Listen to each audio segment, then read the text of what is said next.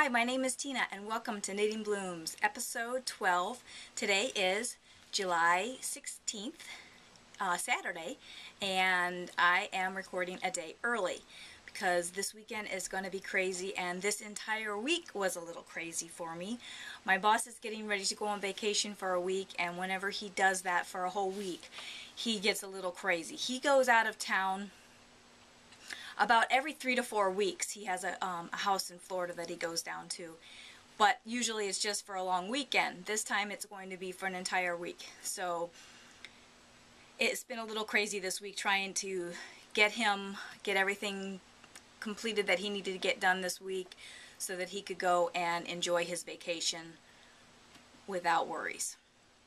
So needless to say, I didn't get a whole lot of knitting done. Well, I shouldn't say that.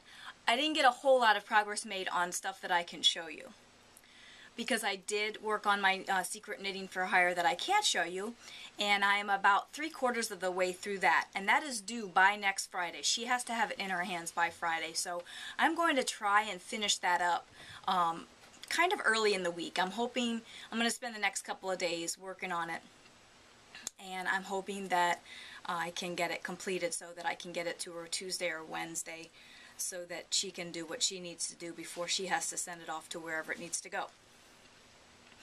So unfortunately I can't show you that.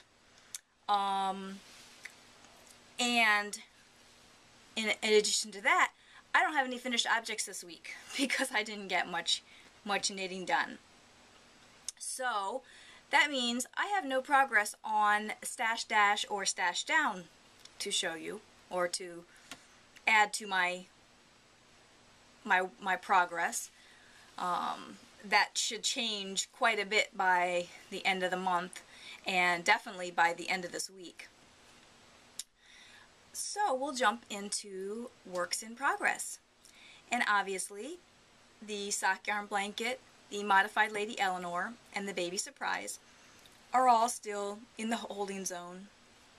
No work, didn't even touch those projects at all this week. And I haven't even read anything on the master knitters either. So that is going to be coming up very soon. As soon as I finish this knitting for hire that's got a deadline date, I will be working on all those projects again. So we'll move on to the ones that I can show you. Starting with the Iris Mystery Shawl. And if you don't want to see progress, just look away, don't watch. I did finish clue number 2 before Friday, which I'm very happy about. And this is what it's looking like so far. And I really like how that, I think someone called it a linen stitch, and I'm just looking at it, something looked kind of weird, but I really liked how that came out, that stitch, this pattern, and this was all done with short rows, and I just chugged away on it. I did work on just my knitting for hire like Sunday, Monday, Tuesday of this week, and then by Wednesday I'm like, you know what, if I don't stop this and work on my other projects, I'm not going to have any progress to show because I can't show that knitting for hire. So I put that down and I started working on this. And I did finish it, like I said. I think it was Thursday night that I actually finished clue number 2.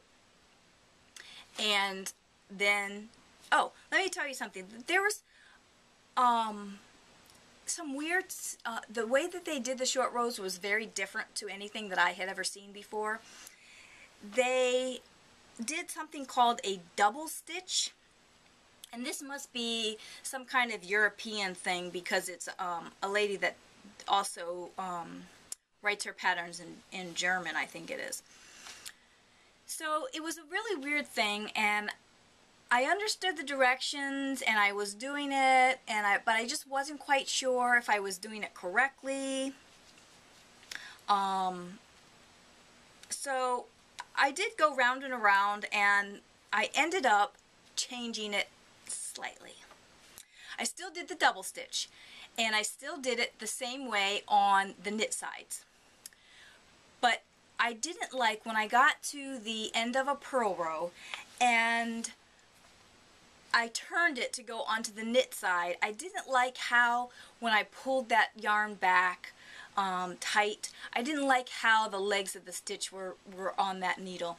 They kind of look kind of twisted and gnarly and everything. So the one thing that I did different, and I didn't know if it was going to make a difference in the pattern, but as I look at it now, I don't see any difference in how it looks. And what I did was on that last purl stitch on the row before I turned, got something in my eye now, I did a knit stitch, and then I turned and pulled the yarn up and over, and it looked much nicer. Look, the stitches, the legs of the stitch were lined up, and I liked it a lot better. I didn't do that at the beginning when I was first doing it because I didn't understand the stitch, but at the last, you know, half, I don't know, probably more than half, I was doing that on the purl rows. So I really like how this is coming out. The new clue came out yesterday. I did download and print it off. I thought about working on it a little bit last night, but I picked up the knitting for hire instead because that has a priority. So I think that with next week, with my boss being out of town, I think I'll have a good portion of knitting time this week. So I should be able to finish that knitting for hire and also get some progress on some of my other projects to show you. One thing I did have a little snafu when I got to my, where at the end of clue 2 where you knit across and purl across all the stitches, I dropped some stitches. And wouldn't you know, I dropped it right at the double stitch. And I thought, you know, this is crazy. I don't know if I picked it up right. I don't know what I did. I just picked it up and I know right where it is. It's right here. Oh, hang on a second. These stitches just fly right off the needles. So, and it's right here. And you see how close to the edge that I was. And there was no way that I was ripping out all of clue 2 back to this point. So I picked up the stitches. I may not have picked up the double stitch exactly right, but it looks okay. There's no holes or anything. I have the right number of stitches. So I'm not extremely worried about it. If there was a big gapping hole or something that didn't look right, then I might consider ripping it back. I know that there's been a number of podcasters that have ripped back their shawl for one reason or the other. Either the yarn wasn't coming out nicely with the stitch pattern or whatever. But I really like how this is coming out. It's really patterning up really nice. Sorry for the noise if you hear that in the background. I told my husband I was recording and now he just decides to make all the noise. Who knows? Anyway, so I really like how it's turning out, and I don't want to rip it back and have to pretty much start clue 2 over again. Like I said, there's no holes or anything, so I'm just going to move forward, and then hopefully you won't be able to pinpoint where that problem was when it's all said and done. So that is my Iris Mystery Shawl. Moving on to the Traveling Woman. And I did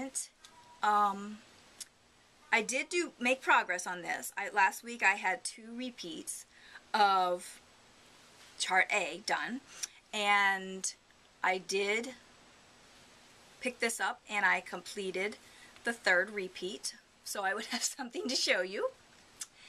And there it is. This is how it's coming out so far. And last week I said that I was going to move the lifeline before I started the 3rd repeat, and I didn't. This pattern seems to be so simple that I really didn't need it, I just went along. I mean, I almost was at the point where I didn't even have to look at the pattern anymore. So it's moving right along, and again, I can see myself making this shawl again. It is super easy, seems to be super quick. Now I'm making the small size in the fingering weight, so it's going along pretty quickly. I don't know if the larger sizes would seem like they go quicker, but this one seems to be going pretty quickly. Since I'm trying to do one repeat a week, I'm hoping to get through the chart B. I think you only have one repeat of chart B, and then you bind off. So if all goes well this week, I might have a finished object that I can show you next week. While you see here, I'm working with my signatures, and while I've been working with my signatures, the more I work with them, the more I love them, and the more I want to change them. When I ordered these, I ordered, obviously, the stiletto points. That's a given. That's not going to change. But I ordered the 6-inch needle length. And as I work with them, I'm finding that I think I might prefer a shorter needle length than the 6-inch. I thought that I would like the 6-inch needle length, but I don't know. It just, when I work with it, it just seems like it's too far down, and I get one of these actions going on where the stitches just seem to, because I'm working with them and I'm pulling up like this, and it just goes like this. So what I'm thinking is if I ordered a 5 or a 4-inch needle length, I might like them a little bit better. I love them, and I think I mentioned the first time I had them that it felt like there was some kind of a coating or something on them. I mean, I know there's this this coloring, but there must have been some kind of coating, like for when they first make the needles and they coat them so they don't scratch or something, that has finally worn off, because my stitches are slipping on this needle very nicely. Or maybe it's just the yarn. Maybe it's the type of yarn. I'm not really sure, but I like the needles, and the tips are wonderful. But I think I would like a shorter needle length. So I may or may not order another pair, just one pair, just to see, just to try out a different needle length to see if I like them. I seem to be using a lot of size 6 for shawls and stuff. So I might just go ahead and order another size 6 in a shorter needle length. I just can't decide if I want a 5 or 4-inch. If anybody has tried the 5 or 4-inch versus the longer ones, or if you guys have a preference on needle length, I know the knit picks are about 5 inches, and I like that length. Maybe I'll just go with the knit picks length, because I'm afraid that if I go with the 4-inch, they might be too short. So I don't know. I'm going to give it some thought, and probably the next couple weeks I'll decide what I want to do and maybe order another pair. Because I am using a lot of 6s, so, and I think I've even run out of knit picks size 6. They're all on projects or something.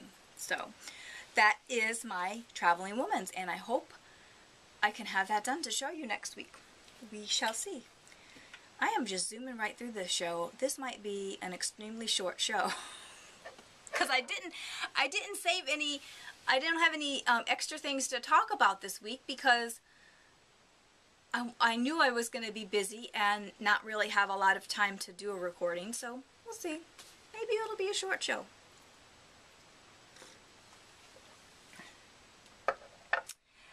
The next project is Bardi. And yesterday I pulled this project out because, again, I wanted to be able to show you some progress on my knitting. And the yarn is so splitty.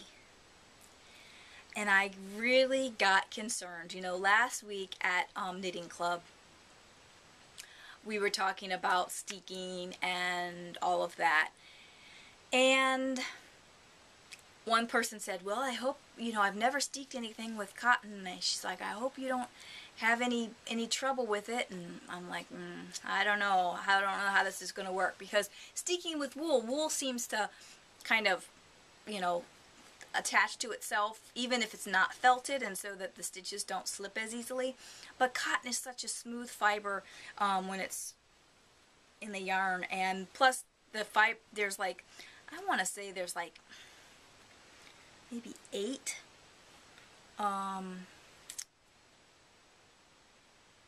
plies, maybe 5 plies. So, and they're thin, and then it's splitty. So I was getting concerned that I was going to have a problem when I steeked. So I decided to do a little swatch, a little trial run. So I took my swatch and I steeked it.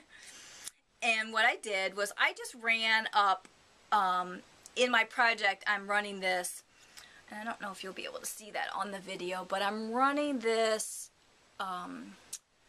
blue thread up my project so that I kind of have an idea. And the brown thread is where I actually steeked it, where I actually sewed so that the yarn wouldn't just start unraveling. And I did, on this side, I did 2 rows because I just wasn't sure. I was like, you know, do I need some extra reinforcement? Is it going to be okay with just 1? I wasn't sure. So this one I did 2 just to make sure.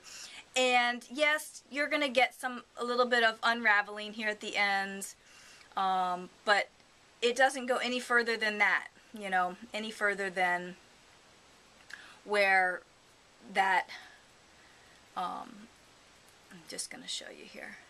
It doesn't go any further than where those sewing pieces are, that first sewing one. So I'm going to move forward with it. I did this one, and then I did the other side. And I'm just playing with this a little bit more just to give my peace of mind. Anyway, so then I did the other side, and then I decided, well, if I have, you know, a 1/2 inch, 1/4 of an inch on the edge of this, is that going to be bulky when I go to pick up my stitches? I mean, it's not going to be like if I was carrying my yarn up the side and I had all of these ends to weave in. But I just thought, okay, is that going to be bulky inside the sweater? So I took another yarn and I just put a little garter stitch edge on it, because I'm pretty sure that that is what I'm pretty sure that's what is the border for the sweater. So I did that, and you might see here that it folded over really nicely. This is, if I try and fold this back, I did do, on this one, I did do a double thread. I don't know if you'll be able to see it. Maybe I'll try and take a picture of it and post it here.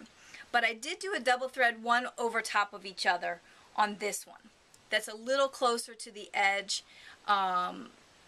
so I didn't have as much bulk. And I probably could trim off a little bit more on this one, so I don't have as much like of this fraying going on. I probably can trim off a little bit closer to that sewing stitch. And all I did was I just sewed straight down the center of a stitch as I was doing it. I just lined up my my presser foot straight down the center of that stitch, and I just sewed down it. And then again on this one I sewed down it a second time just to give it a little extra sturdiness, and it worked out great. And like I said, it folds over really nice and it looks nice and neat. And on the back it looks, you know, the same, you know, nice and neat along, just folded right over. So I think this is going to be pretty good. I'm glad I took the time last night to do this, just so that, for kind of a peace of mind, you know, I thought it would work, and I wasn't extremely concerned that if it didn't work, I was going to be out of sweater. But then I thought, why would I want to spend all that time knitting a sweater only to have it not work and have the sweater fall apart? So that was a little fun project that I did last night with the steeking. And then I worked on my sweater, and I got a good portion done. Let's see. I don't want to lose any stitches, so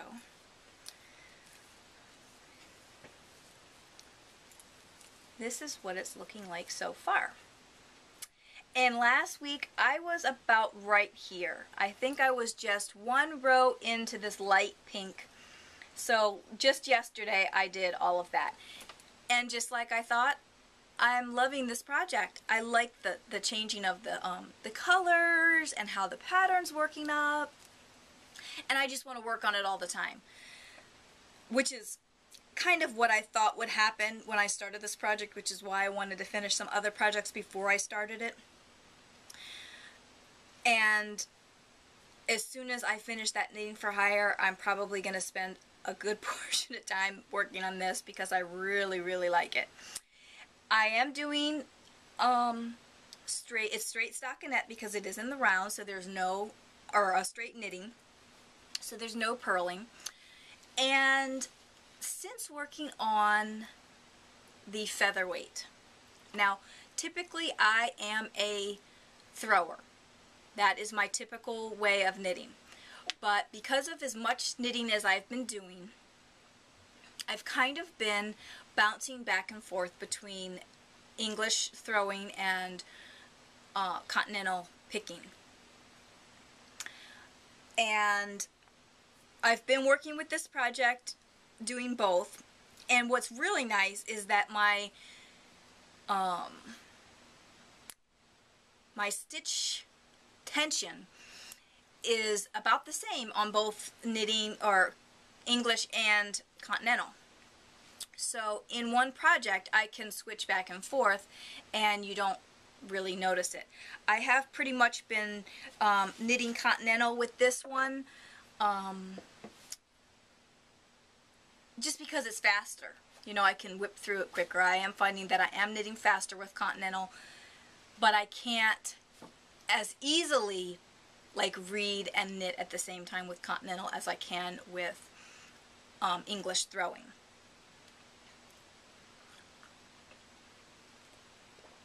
I am drinking coffee this morning because it is early Saturday morning because we have a busy day and I'm trying to get this out of the way before we get on to our day. And it's not really a busy day with errands and stuff to run, but we're going to see Harry Potter. So we got things to do, and I don't know, the movie's probably going to be like 2.5 hours or something like that. So I wanted to get this out of the way in the morning so that I can, we could go and do our errands and then go and watch Harry Potter and then come back and hopefully get it posted this evening. So anyway, so I have been doing mostly, oh, I think the reason why I mentioned my coffee is because I don't want it to get cold. That's why I keep drinking it. Anyway, so yeah, so I've been using continental on this project, and I think I'm getting better at doing the continental and feeling more comfortable with it. And I can now. Before I couldn't really knit and read at the same time, but I can do that now with continental because I have been practicing this week and in the last few weeks. I still can't go very fast. I can't go as fast when I'm not watching as when I'm watching what I'm doing. But if I need to multitask, it is possible.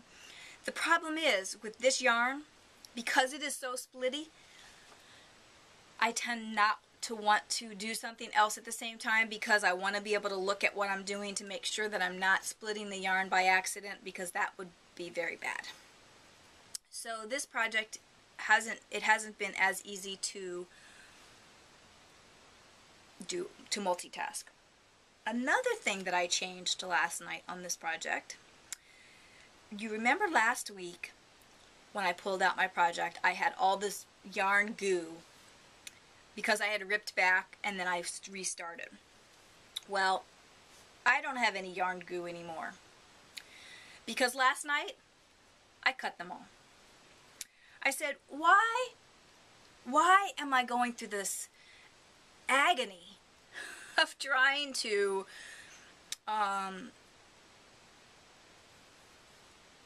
maintain or keep the yarn in somewhat of an order where I can just pull it up. And I was doing okay with it because even though there was extra yarn clumps, I was able to pull the color through that I needed and then just leave the clump where it was. But I thought, why go through that hassle? Because I'm not going to have to weave in all those ends even if I cut every single row. So, because I'm steeking, I'm gonna cut all of it off. So all of this in the middle is going to be cut off anyway. So I decided I'm just going to cut them. Now, I may not cut every row.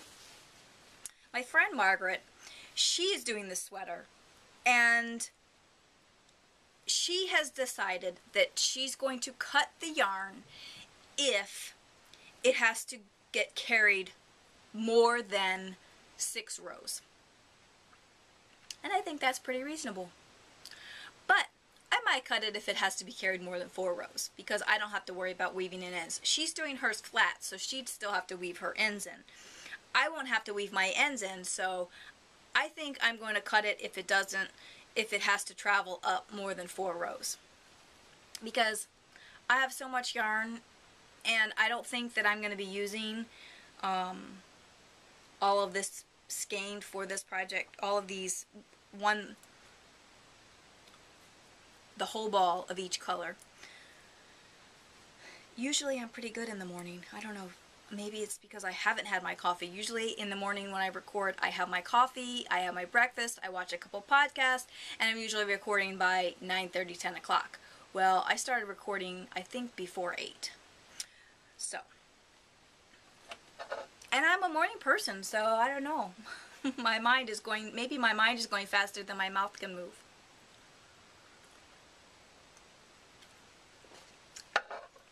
So those are the 2 things that I have changed. I didn't change. The 2 things that I did this week on this project. I practiced the steek just to make sure that I was comfortable with it and that it was going to look okay. And the fact that it just lays, it just folds right over like that. I just love that. Anyway, enough about the Bardi. I hope more people join us with the Bardi. I know a couple people were waiting for their yarn to arrive, and I'm hoping that we'll see a few more people join us on the group. This is not a hard pattern. It looks complicated because it's changing so many colors, but it's not hard. I mean, in this it's about 3 inches that I have here. In this 3 inches that I've knit so far, there is 2 rows, 2, that are 2 color knitting. 2. And really, if you felt really that uncomfortable with 2 color knitting, you know, where you're using like a fair isle, where you're using 2 colors on the same row, so maybe you don't do those rows. You, instead of doing, like for instance, this row here is, this section is two light pink rows and a pink and a green row and then a light pink row. Well, maybe instead you would do the 2 light pink rows, or whatever color you're using, and then the solid green and then the solid pink again. You're still gonna get an awesome sweater just by doing all the different colors in the patterns that they do. It's really easy. I don't think anybody should be intimidated by this sweater because it really is not difficult at all. You know, like I said, 2 rows in about 3 inches that were 2 color. And then the next, I'm on a light yellow row now for me. The next row actually the next 2 rows, because it's a bigger block, is a 2 color where I will knit 2 stitches of the light pink or the light yellow, and then 2 stitches of, I think it's the dark green, and then 2 stitches of the light yellow, and then 2 stitches of the dark green. So there are Fair Isle rows, but they're not difficult, and they're few and far between. If that is what is holding you back on this project, please don't let it hold you back. It's really so easy, and if you are really that intimidated by it, then you can just change those rows. Take a look at the pattern. Look at it closely. It's not that hard. And it's fun. It's fun having all the colors. You know, it's like a painter's palette. You get to pick your colors and then, you know, put them where you want them. So that is the Picardy. And those are all my whips. But there has been spinning too.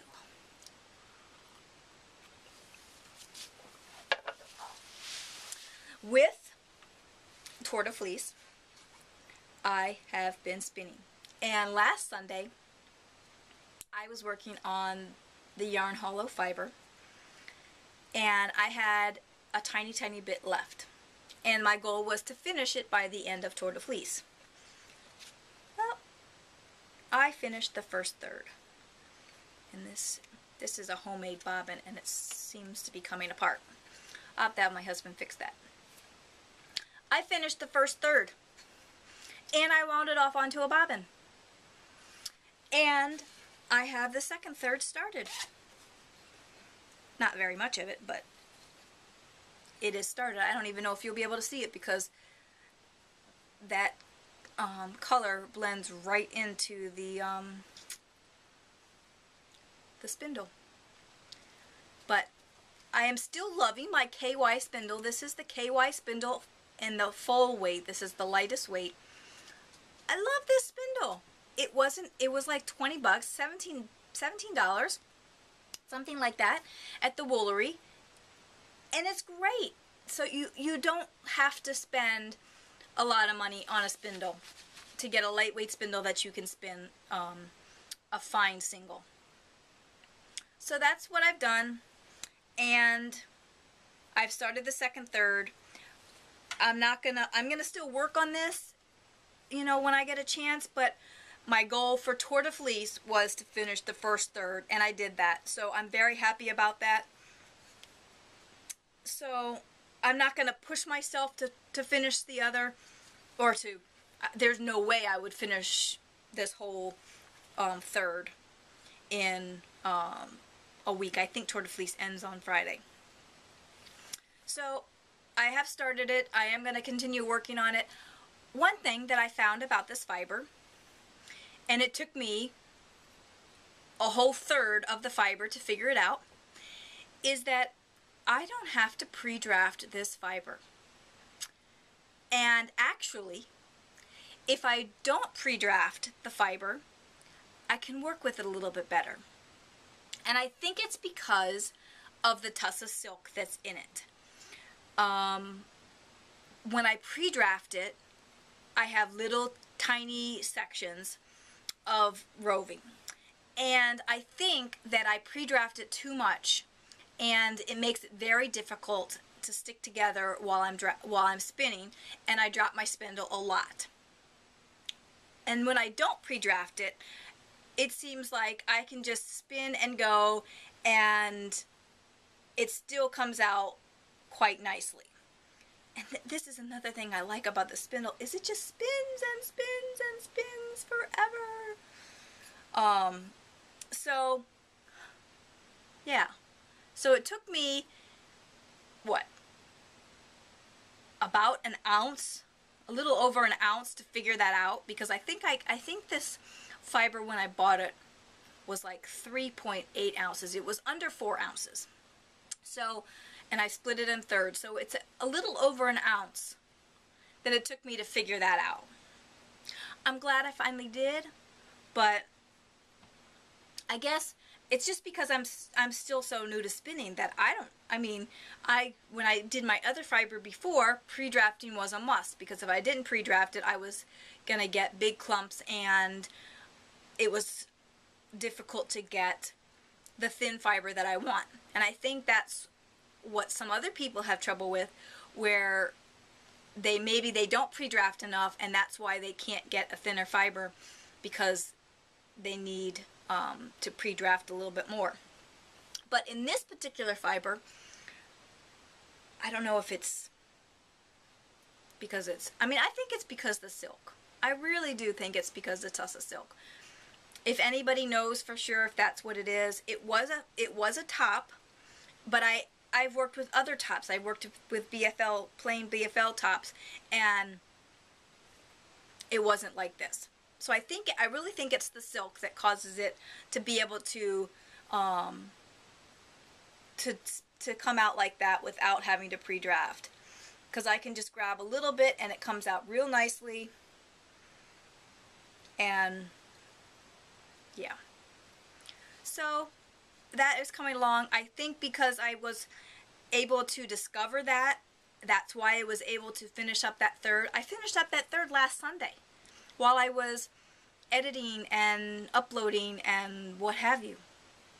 So I think this will go a lot quicker now that I'm not pre-drafting, that I'm just going, because pre-drafting was taking me a lot of time with this, because I had to be real careful not to pull it too much, because the fibers were separating too easily. So I think it'll go a lot quicker.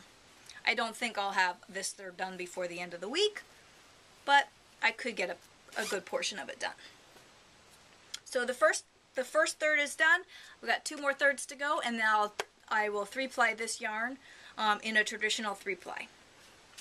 So that is my Yarn Hollow BFL and Tussah Silk. The next thing is my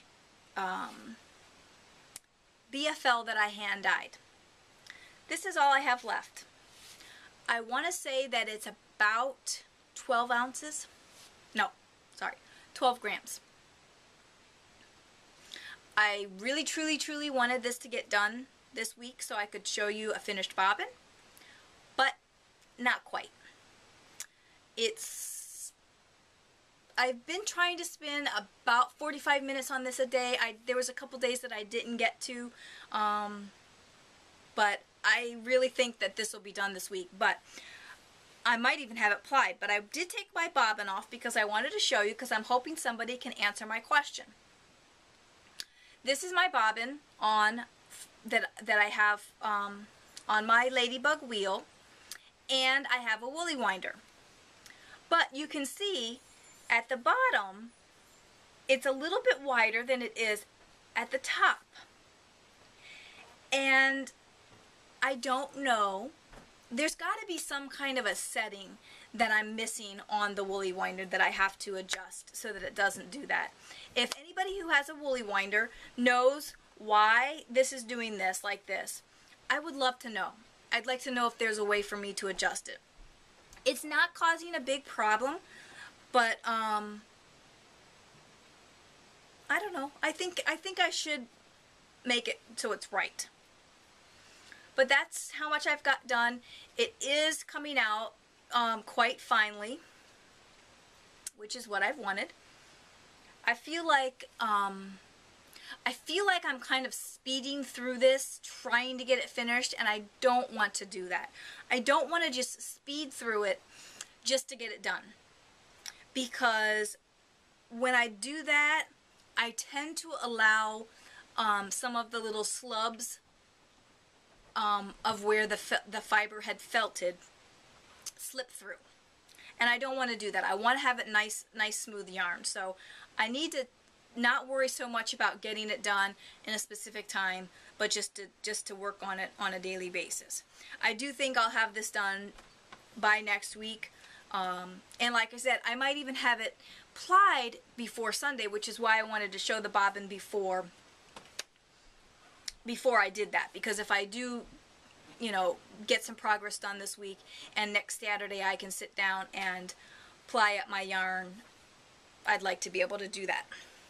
So if you know why my woolly winder is doing that, please let me know, and let me know how I'm supposed to adjust that so I can fix that. And that is my spinning. It's almost done. Like I said, I think it's about I want to say it's about 12 grams. I think the last time I measured it was around 13, and I did spin a little bit more since then. So about 12, maybe it might still be about 13 grams. Anyway, not that much. Let's see. Well, I didn't have any progress on stash down or stash dash, but I did have some progress on stash enhancement. Not so good. And sorry for the crinkly, but I have all of these in my bags. These are the things that I got from Wollmeise this week. And I will start with the lovely, lovely lace. And I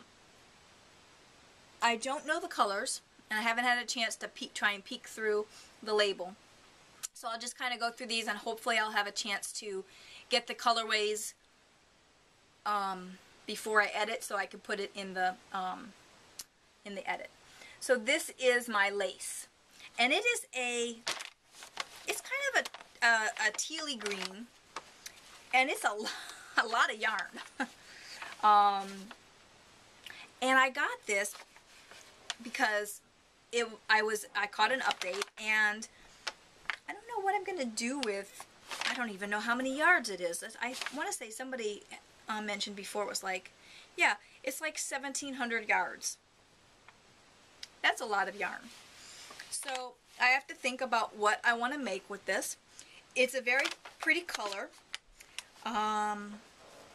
It probably wouldn't have been a color that I picked on my own, but I think it is a color that will look nice with some of the things, with things that I have. Like, for instance, I think it would go nicely with a pink shirt, you know. So it's very nice. It's a very nice color. Again, it's not something that I would have said, oh, I've got to have that color, but now that I see it in person and have it, and I can lay it next to things, I think that it would be something that I would definitely use.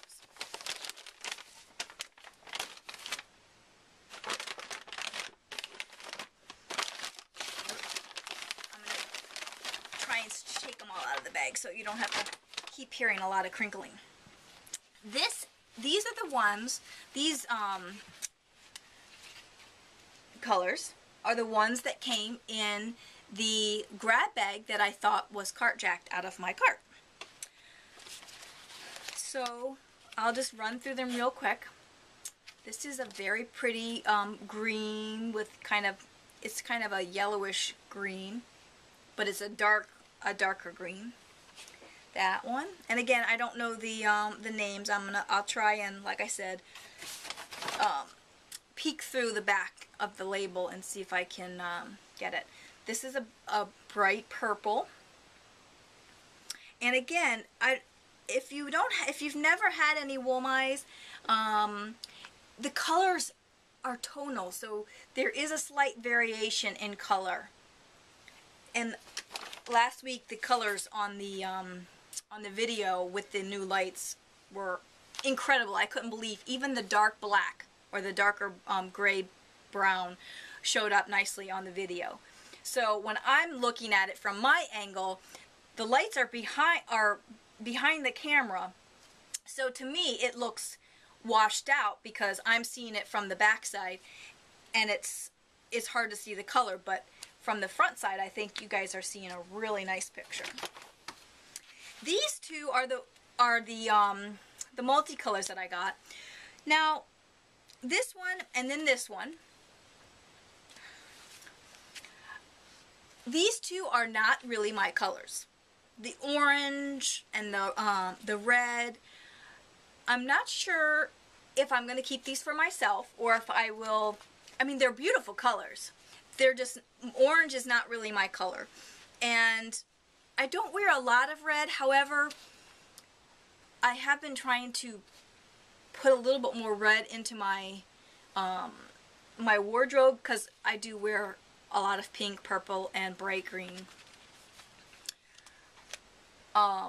So we'll see. We'll see if I decide to put these up in a D-stash, or maybe I'll use them for a prize at some point. I mean, I think these would make some really nice socks, and I'm planning on making a red sweater. So if I made some socks with these, I think that they would go really nice with, you know, to be worn with a red sweater. So maybe. And these were all twin.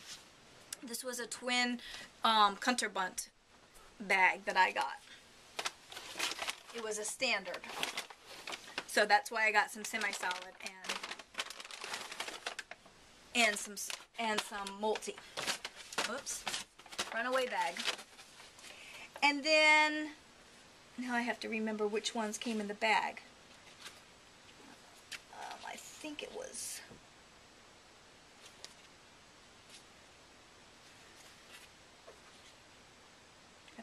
these two. I kind of mixed these in with some other ones that I got from a D-stash. But these are the two that came in the bag that I bought after I thought that one was hijacked. And these two are both twin again, and I like them. This one is just absolutely gorgeous. It's green. It's greens with some teal into a really, really deep, deep green. So I definitely am going to be using this one. Really like that. And then this is a burgundy with kind of some burnt burgundy in there, and I really like this as well. Again, it's not really my color, but I would definitely make something with this. Maybe some socks or a shawl. Even if I decide to give the shawl to somebody, I do like the color. The other two that are multicolor, I'm just nervous about making a shawl or something to give to somebody, because they are such wild, crazy colors that I just would hate to spend all that time making something to give it to somebody who doesn't enjoy it or whatever, because the colors are crazy. But they're cool colors, but just not something that I would use. So anyway, these are the two that came in the bag that I went back and purchased after I thought that I got carjacked on the first one, which I ended up getting an invoice the following week. And then lastly, these I got from a D-stash. And these do have, some of them are actual colors, but I will post them on the bottom. This is a Wear Different. And this one is purples and blues. It's very, very cool. That one was from a D-stash. And this one is a burgundy to a black with a little bit of lavenders in there. So that's really gorgeous. And then this one is purples and blues with a touch of gray. So that one is also gorgeous. So this one and this one are both actual skeins with their true colors. This one is a Wear Different. So, and then this lady that I was getting them from, now I have to speed along because I was trying to keep this under 55 minutes so I didn't have to restart the camera. Because the lady was in I think she was in Germany. I was ordering 3 skeins because she was already gonna have to charge me shipping for it, and I thought, okay, I'll just order them, you know, so that might as well, if I'm gonna pay the shipping once, I'm gonna pay it all. Then I checked out her stash and I saw this, and of course these are my colors. I mean, I think I will end up with 100 pairs of socks or shawls in pink, yellow, and green because I wear them all the time. These colors, pink, this bright pink, this bright green. Not so much the bright yellow, but I do wear bright yellow too. But they are my colors. Pink, bright pink, and bright green all the way. So I checked her stash. She wasn't selling this, but because I was buying the other 3 skeins, I said, would you be interested in selling? This is another, I think it's another German yarn. And it was just something, it was such a pretty color, and I thought, I want to try it. I want to try this yarn, just to see, because it seems like some of those German yarns, they're some good stuff. So I don't know how to pronounce it. I will put a link. There's a link on here, Drecken wool, I think. But I'll put a link in the show notes. You can go and check it out. I think I'm going to try and check this yarn out because it really feels nice. I think, let me see if it tells you what it is. I don't know. It's in German. I'm guessing that it's probably 75% wool, 25% maybe nylon. I don't know. Anyway, that's the last stash enhancement. So I did get quite a bit of stash this week again, and I need to take the time now, which probably it won't be today, but maybe tomorrow I'll take some time and photograph it all so I can post it. Quickly, the Podcaster Challenge starts in September. We will be getting our projects come the last week in August. At that time, I will have you guys help me pick yarn. It'll tell me, you know, if it's fingering or whatever weight it is, worsted weight. I'll have you help me decide which yarn I'm going to use for the project. I can't share what the project is at that time, but I can have you help me choose which yarn to use. And then the first episode in September will be when I can announce the project and then cast on for it after the show. So that is coming up. And I think that's it. I'm going to try and cut it off here before my camera decides to take a little break. So that's all for now. I hope you enjoyed the show. Sorry to kind of rush through it at the end, but it is life. Anyway, thanks for stopping by and watching. I hope you enjoyed it, and I hope you'll come back next week. Bye for now.